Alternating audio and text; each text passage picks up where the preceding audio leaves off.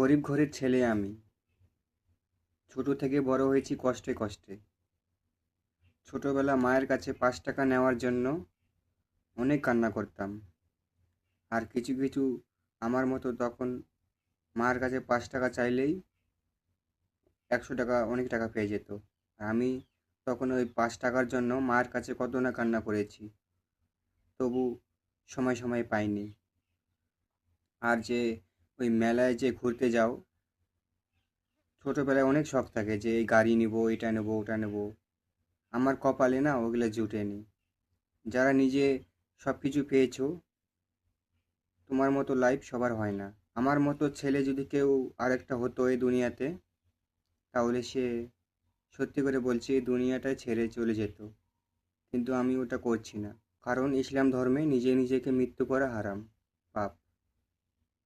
সেই জন্যই করছি না। তাছাড়া আমার এই দুনিয়াতে থাকার কোনো ইচ্ছে নেই।